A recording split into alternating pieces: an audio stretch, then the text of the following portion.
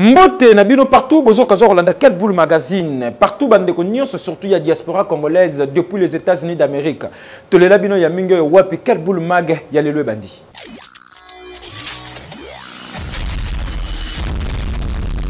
Tout fond l'édition, il y a mon collègue pour nous sabino que mon kondiamboka Félix Antoine Tshisekedi Tshilombo za bango États-Unis d'Amérique. Aza ye moko tazana ba collaborateur rebelle kutu bazolanda quel boule ndenge to bisaki bino ne bandelike fati a lobby bongo na tribune ya Nations Unies a lobby makambo ya kafu situation sécuritaire économique ya mboka nyonso rataki te tokozonga nango avec force de taille. Totika la toujours l'institution président de la République ayambi bongo envoyé spécial ya Donald Trump président ya États-Unis d'Amérique nini le babi na katiwana. Je pense que la situation sécuritaire économique ya mboka ezanga kité.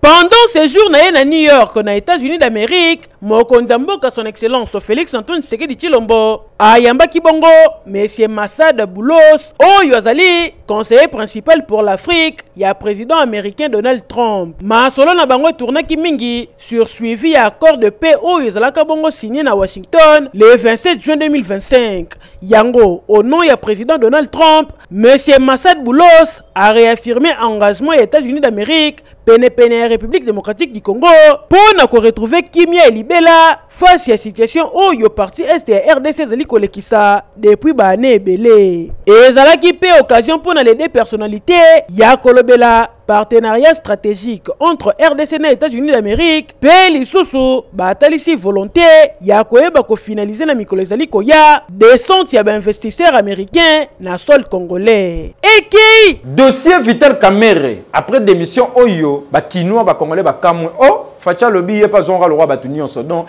ya kokamo ezate ya sika ezate mais Facha préciser bien que Vital Kamerhe a demeuré toujours allié nae mais selon plusieurs analystes batali que awa Vital Kamerhe a démissionné. Est-ce que à rejoindre opposition ou bien ba nganzama na fati ti nati.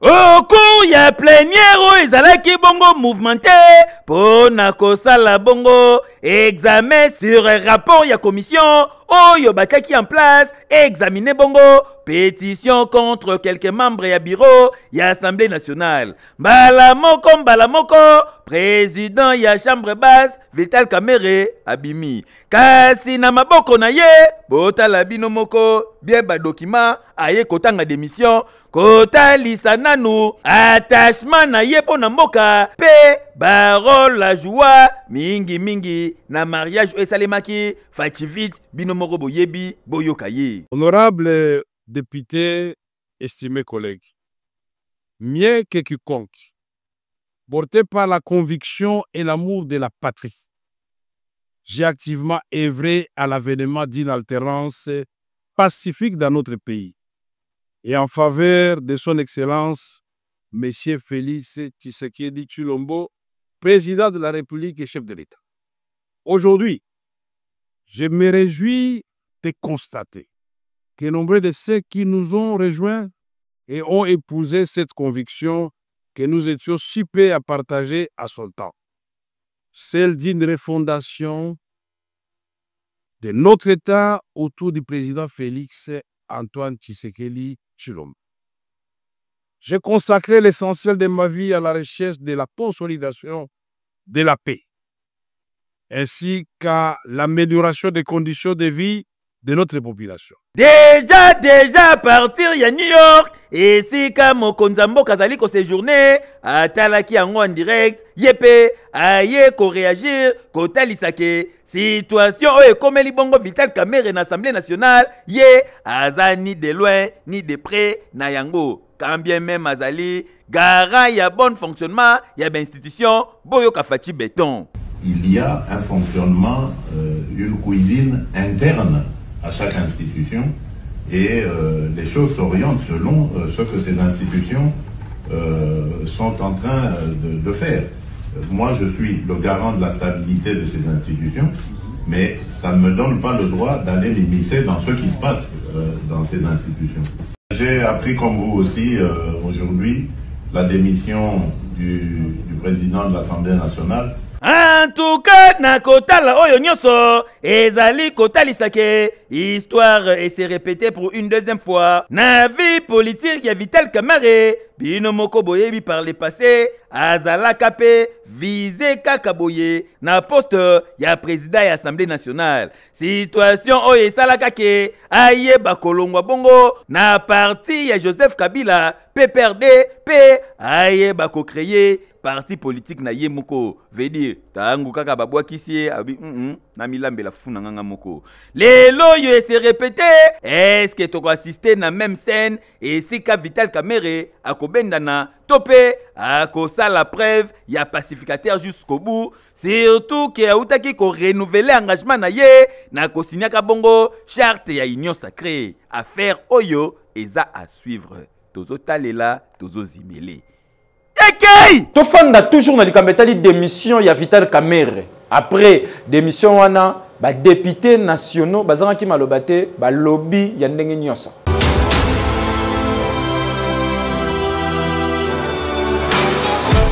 Président VK a du courage, a moniqué ba député nyonso tout, ba lingi les sous-souté par rapport ya ba grief oyo te reproché. Alors, yemoko a moniqué les députés sont totalement déterminés et aussi, comme on a un dernier Azaki reçu dans la commission spéciale et temporaire, il a compris que les griefs et Zalaki pensa makasi et que les députés balingaki pour comprendre comment est-ce que le bureau nabiso est allé gérer. Yangonde Omoni a présenté des missions à Yemoko na rapporteur adjointe. Andenge tozawa to réceptionner nano démission il y a président et assemblée nationale Vital Kamerhe motoyo auti na Kivu ngape naza député Eli ya Kivu. Alors boyebi que Nord Kivu na mukuse nango ezwami déjà na ba M23 na Sud Kivu eza pareil yangonde toloba oyo esalemi lelo crise oyo e monana na assemblée nationale ezalaki opportunité te ezalaki eloko ya ko landela te po toyebi ke makambo oyo ezolekana est il fallait biso nyonso to sangana avant ko sala makambo esalemi na assemblée nationale il fallait biso nyonso to zala sima ya président de la république garant de la nation. 38e anniversaire, il y a IGF, présence remarquable ezala Kibongo, il y a vice-premier ministre à charge de budget Adolphe Muzito a représenté Kibongo, madame et la première ministre Maman Judith Soumino. Suivez ces reportages.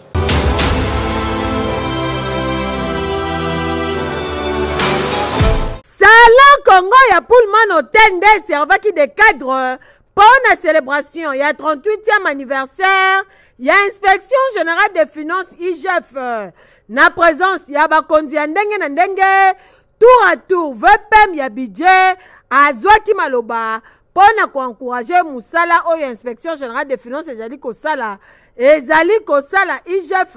Simanango nde chef de service ya IGF. Mwana mboka Christophe Bitasi Mwabai. Azwaki maloba. Pour kotalisa ba avancer au bazana ngo na kati ya IGF. Suivi na ba intervention mususu. Na suka nyoso. Yoka communication na bango. Et avec l'inspecteur général des finances actuel, on se bat donc pour que nous maintenions ce niveau, pour que nous puissions consolider les acquis et continuer à faire mieux. Donc l'IGF continuera à faire toujours mieux tant qu'elle a l'appui de l'autorité suprême du pays. Nous avons célébré non seulement une institution, mais aussi l'engagement constant à un service de contrôle. C'est ainsi que je salue le rôle crucial de l'inspection générale des finances dans le contrôle rigoureux et indépendant de la gestion publique. Nous tenons à souhaiter à la nouvelle équipe dirigeante de l'inspection générale des finances de marcher toujours dans le même élan que depuis 2020 que l'IGF a montré de quoi il est capable. Alors nous voulons que cette nouvelle équipe marche toujours dans cet élan-là. Bon rappel, Sengeli Koeba que l'inspection générale des finances, IGF, ezalaka créé depuis le 15 septembre 1987 pe redynamisé epai ya mokonzi ya mboka Félix Antoine Tshisekedi Tshilombo Faci Beton na 2020 oyo nyonso ezali kotalisa ke IGF bango bazo continuer toujours ko travailler pour l'intérêt à la population et surtout pour la bonne gouvernance. Et anormal, joyeux anniversaire na IGF. Eki! L'isolo $, oyo faut tala ngona lisu mususu. Ebika kino la muki na tongo na $20 na obete la déjà sifflé ebika ezabongo na 56 000. Akende ba ese papa 56 000 $ eza ko kita. Maintenant ngako somba biloko boye pratikali yakala. Équipe ya quel boule magazine qui sur terrain pour vérifier ce qu'il y a solo $, et mais tika biso to bisa bakondi dollar na bakwa msusu ekiti mais côté msusu enganza mika bongo mais prix ya lipa prix ya nguba et tika lika bongo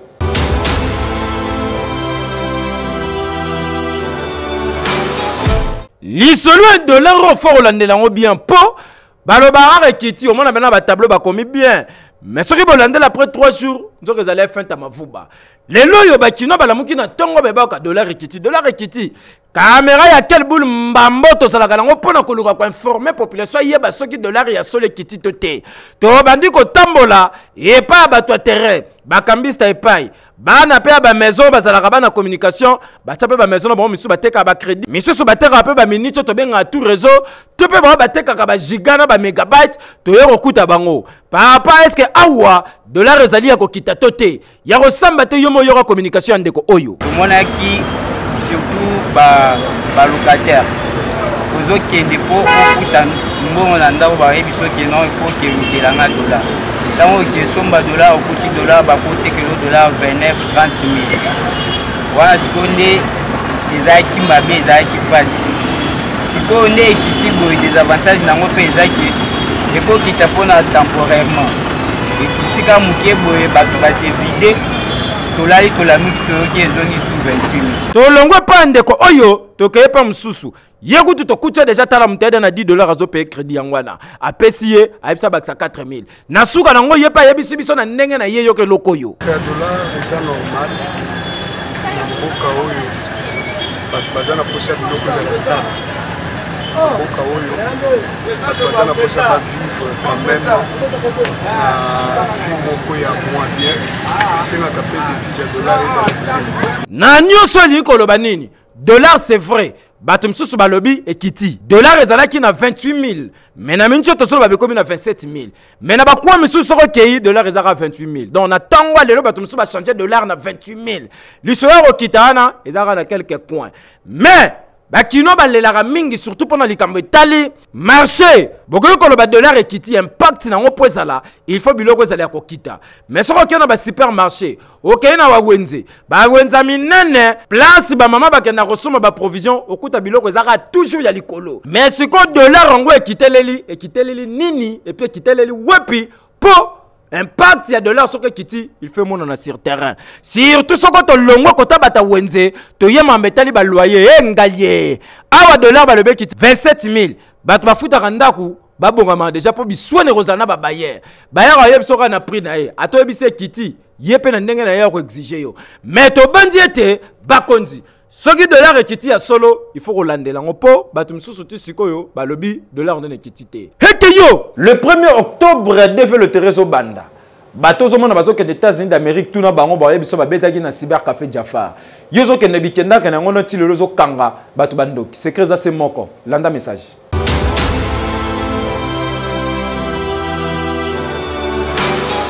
bana kin bana braza ngayo déjà monsieur Jafar na kata Kinshasa ndenge na nosaki bino keno na zozonga wana pour que to ya ko travailler to bon sa programme na biso ya développer donc na minute comme bozo mona naza na kati ya ba cyber na biso tozo préparer déjà matériel toza en pleine préparation avec ba technicien pour que to lenga na malamu pour na koyamba bino to permettre à ce que mutuna mutu aya à participer na DV na ba condition ya malamu et puis to imprimer accusé de réception to PCOND oya na ngona herba résultat eko bima na minute on a informé bino comme na loba yango déjà DV loterie et so banda le 1er octobre 2025 développerie na biso ezobanda yango wana tobengisi bino nyonso tu boyebi nga na sengaka mingi ba jeune oyo baza na besoin ba opportunité occasion yango na nzela ya développerie ba jeune nyonso tu oyo baza ba diplômé d'état ozala oza gradué oza licencié ou bien ozotanga après avoir un diplôme occasion yango ya ko profiter obeta DV na oyo soki o gagner nzela ya kokene na DV ezali grâce à Cybercafé Jafar programme na biso ya prise en charge oyo ko permettre bino ba o bozana ba moyen te na yebi ke ba jeune belé o bazana moyen te Cybercafé Jafar toza wana pona ko aider bino boyebi ndenge to na ko tika bandeko na biso na kati ya États-Unis grâce à prise en charge donc Cybercafé Jafar toza wana pona bino yango na to bengisa bino surtout bana chango mobimba totiela bino cyber na biso wana na quartier 1 côté à Massina na coin avenue Matankumo place nini restaurant DFC Zali tozapeli susu na victoire place to bengisi bandeko o bazali zinga na Kasavubu ngiri yolo na o to baza koto wana cyber na bino ya victoire ezali na immeuble Mayalos to kangami na supermarché Galaxy Tobosalite et na Kitambo magasin toza juste wana na droite ya shop Vodacom pona bana Ngaliema Gombe Kitambo magasin oya bino eza wana na pena bana Ipen tozaka wana na Kitambo magasin et tozali susu na rond-point Ngaba bana rond-point Ngaba boyebi place yo tozali tokangami na Bank Equity ou bien en face ya Finca et pona kobosana te awa na kati ya bon marché au place ça plus de 20 ans avec expérience na biso yango eza ko permettre bino bozala ebele tant que ba gagnant et sans oublier bandeko na biso ya Brazzaville o tozawana na diagonale ya mairie ya Mongali na rue Basundi numéro 39 bis na province Nord Kivu bakangi groupe bandeko obolandela bango bien bango ba faciliter ka tâche pona ba ADF bakota procès na bango ebandi.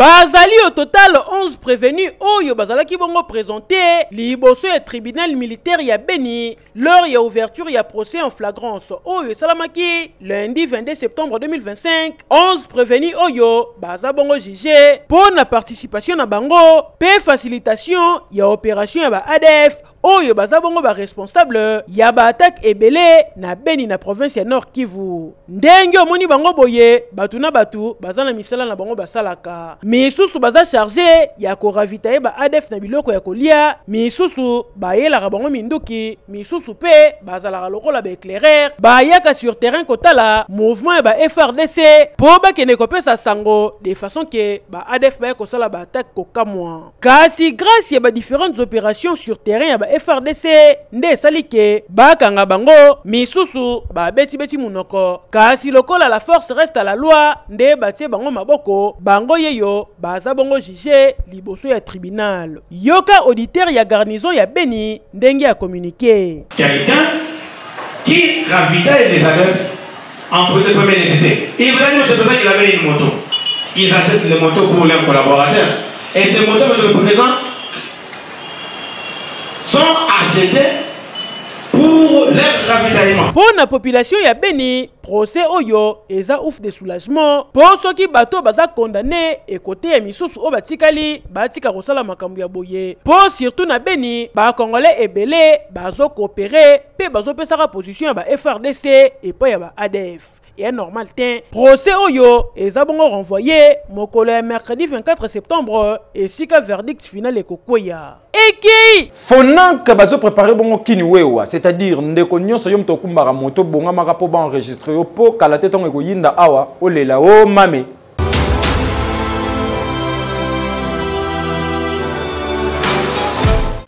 ezalaki lors ya 59e réunion ya conseil de ministre esika wapi mokonzi ya mboka Félix Antoine Tshisekedi Tshilombo Fachi Beton bondimelangaki apesaki instruction na gouvernement provincial concernant identification ya bamotocycliste oyo bakinois babengaka communément bawewa pe pona port obligatoire ya casque na conducteur bondi melangaki décision oyo ekwei na moment oyo plus de 3 mois passés mokoka FONAC na gouvernement provincial bazo travailler pour la identification numérique ya ba motocycliste yangonde et justifié qui présence ya ministre provincial ya intérieur et justice mwana mboka Thierry Kabuya l'homme intègre na ba installation ya FONAC structure génitrice oyo ya kin wewa avec impact na idéologie ndenge kaka bozali komona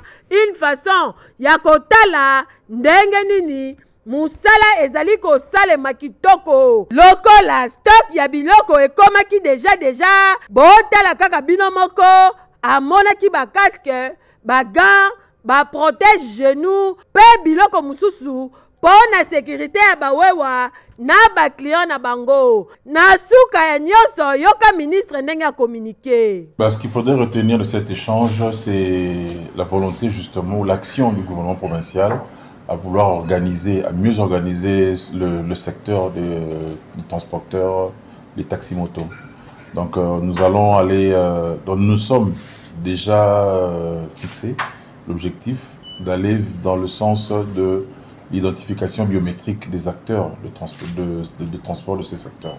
Leur demande, ce n'est pas des demandes difficiles à satisfaire. C'est une corporation que nous sommes en train d'organiser. L'organisation n'avait pas été établie dès le départ, mais là, nous nous sommes dit de les accompagner pour qu'ils puissent être beaucoup mieux organisés qu'avant. Nous avons essayé de discuter sur les engins de l'air. Premièrement, nous tenons à remercier le président de la République, chef de l'État, Félix Antoine Tshisekedi Tshilombo, pour l'initiative qui va nous épargner aujourd'hui. Boyende ezalaka, ba structure ya Boyende tozali na yango posa na République démocratique du Congo pour le développement ya mboka na biso. Et anormal. Winner Loto, c'est possible à réaliser un rêve dans 500 francs. Il n'y a pas de mandego robuka na te winner réseau qui pète. Banabas bazo comme un millionnaire.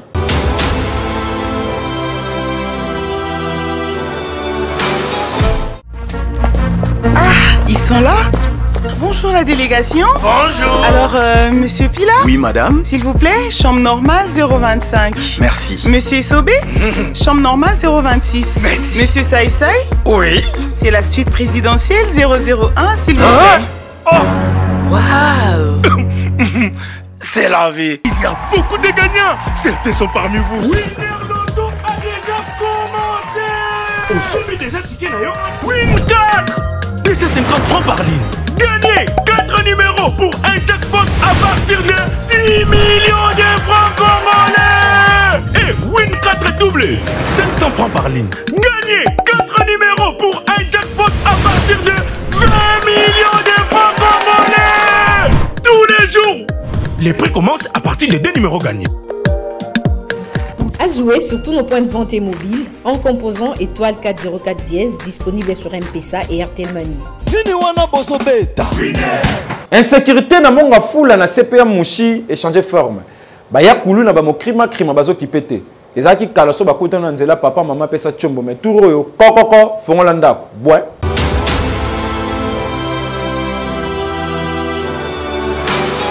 Bakonza la police soki bokiti mbangu te awa na veni oale na quartier CPA Mouchi na commune monga fula pona ko renforcer sécurité jour mususu boko sutuka population basundola bandaku bakima quartier tikala kaka bongo po awa soki kaka balambuki na tongo o babuki mama Marthe o babuki kingani o boutique kingani par terre. Donc insécurité na insécurité ndezo continuer ko battre record awa ba criminel bazona bango kaka musala ya kokotela bato na bandaku koya kobuka kobebisa kosakaje pe kobotola nyonso neti ndeko meshak oyo bomoni bakotelaki ye na ndaku babuki bayibi mbongo nyonso bamemi oyo bakokai komema mama aziza pe ndenge moko ye wana azolakisa porte esika babukaki babotoli esaki ya mbongo kutu na bana bazalaki na insécurité moko ya makasi awa mama bomoni atelemi liboso ya maison na ye donc akanga maison mama koma par terre akwea likolo kaka bacriminel bakota babuka bayiba bakenda ti lelo mama tikala kaka boye moya kozongela kope eza te mpo nyonso ya ye ekenda na bandaka kolala na kati na bandi koyoka ba mono pina ba so beta na ba porte tout na bandi ko ganga don encadrement ya porte et ko céder allez ba quotidien ba arme bimisa mbongo ba su ba téléphone ba biloko belé ya bato to sengi batela biso souciate na venir yo wale batela biso souciate to zala bien to zo kemba do ki passe na passe ba criminel nde ba kotela kinga moko alataki tenue ya ba policier misatu moko alataki kagoul mibale bazaki penza elongi polele oyo anga nano nga moko nano 800,000 oyo pharmacie wana nde ezaki ebeleka batekaka babwaki nazali mpe na mbongo babando bombisa ngai ya bato ezaki na kati ya malete bamemaki yango mpe ezalaki plus ya $3200 boye papa susiete wana kutu tobengaki bango baye kokoma awa na 7h deja bami bakimaki deja basi bazili biloko balingi kozwa baordinateur batelefone basi bakendeki na bango deja nga bakotelanga awa tolala babuka porte na kati ya lopango bazwanga nyonso nde batikaka congélateur ni batikaka awa nakanga mpe maison yango eza ya kokangama antuka konya mboka mpona na polisi na biso ezosala eloko te susia to bomoni batiela bango na terrain boye na quartier sepe ya mushi eza na oka échantillon ata bayoki ku bazobuka okanangi kankipa kokolo kara na ndenge akosakana te o babuki babotoli to mpe babomi la police eyaka nango te yoka bavictime ndenge bakommunike tomona importance na yango te susi ata bazosunga biso ata na eloko moko te antuka konya mboka mpona na polisi na biso ezosala eloko te la polisi ezosala eloko moko te bazalaka so bakoteli bato nsima baye kosala bakete na bango ya pamba eloko bakosala eza te Papa général Israël Kantou na ministre intérieur bolandela na koto oyo po souciate oyo etiama awa na terrain CPA Mushi et comment la ngoko esthétique à podium et ça la keloko te or la police nde eza censé ya kobattre la population na ba bien na bango et normal te ekei message à Fonare avait sengeli ko reconnaître génocide monene o esalema prière à Nyota.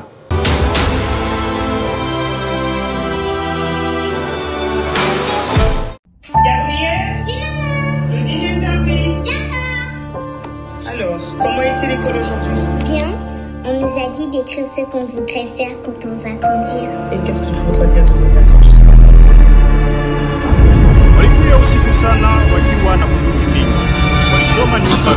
Les images qu'on ne pourra pas vous diffuser, vues de Goma après les combats où les FARDC se sont héroïquement battus, sont d'une horreur indescriptible. Les forces spéciales rwandaises sont intervenues et un peu plus tard dans la journée a été aperçu marchant dans la ville entouré des forces spéciales sans aucune gêne, un des leaders du M23.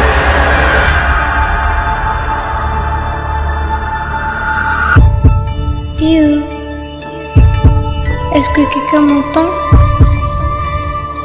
Maman dit que peut-être si nous crions fort, on nous entendra. Ils sont venus dans notre maison. Ils ont tout pris. Nos vies, nos richesses.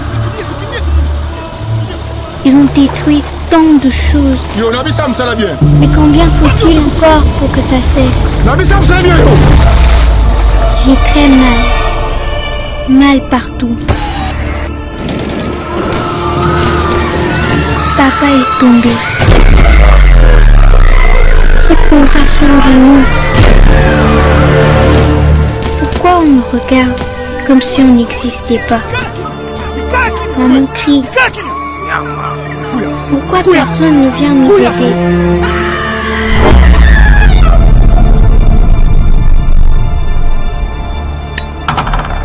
Moi, je voulais étudier. Soigner les gens. Comme ce qu'on voit à la télé. Docteur Nyota. Ça sonne bien, non? C'est trop tard, je le sais. Tu peux arrêter la douleur? Rien ne semble l'arrêter. Il nie. Il continue. Ma vie. À quel prix? J'ai une dernière prière. Ne pas oublier. Ne jamais répéter. Et commencer à guérir.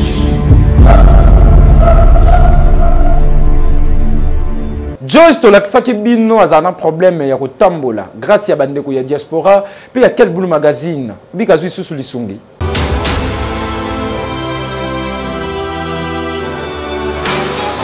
Tolakisaki bino mikolo eleki mwana oyo bozali komona na kombo ya Joyce azalaki kokoka kotambola te atambolaka kaka na se esika wapi ekipe ya Quel Boule mag ekitaki mpona kotala ndenge nini bandeko bakoki kosoutenir ye. Kasi bato ya mitema malamu, bato ya mitema mawa bazolemba te, bazokontinue kaka kosunga Joyce. Tala ndenge Joyce azwi lisusu lisungi. Reporter ya Quel Boule mag ye wana telemi na chaise roulante, S'arrive Moussaba aye nango inde akuti Joyce azalaki bien na mukongo nde bazwi Joyce mbala moko bavandisi ye na chaise roulante na esengo nyonso. Tala yo moko Joyce ndenge azobaluka na velo na ye. S'arrive Moussaba reporter ya Quel Boule mag azomema ye apusi ye mopanzi koto oyo na esengo oyo Joyce azalaki nango. Yoka mama ndenge apesi merci. Merci mingi na bandeko ya Quel Boule ndenge bazosunga Joyce. Napesi bino merci mingi pombala sima bolemba te. Napesi bino merci mingi bino nyonso nazopesa bino merci mingi na velo oyo batindeli.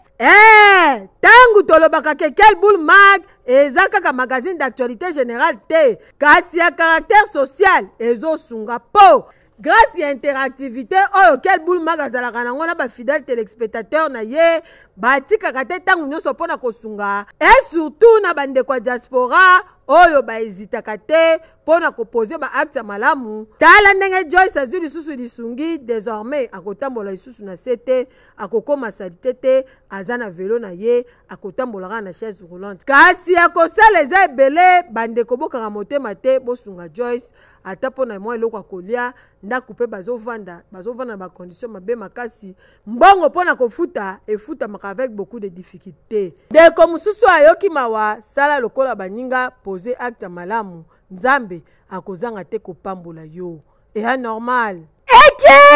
Ekoyinda mabe mokolo le 18 octobre oyo 2025 na Dides Arena le roi de la forêt abengi ba morenyo sur musique bobongama.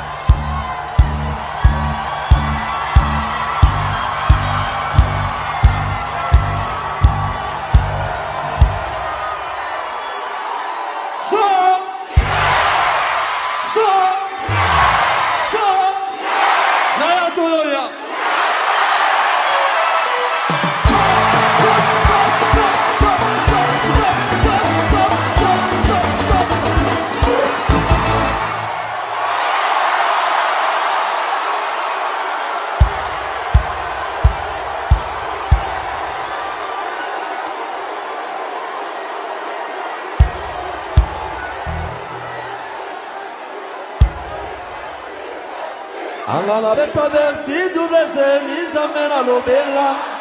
Kima famille ngawara sona bilobele sana ngateo. Ina ba fara fara kaka go tuta tolo mawatru. Yeka ye. Presentoti. Yeka ye. Ose ibra. Yeka ye. Mama ye. Voilà quel boule mag, il y a le Sili. Je dédie cette grande édition à M. Dernier Miller, un bon papa. Moutoumalamu, l'espoir de la République. Nous t'aimons beaucoup. On est allés cadeau signé Shadrach Balabébé. Mesdames et messieurs, portez-vous bien. Bye bye.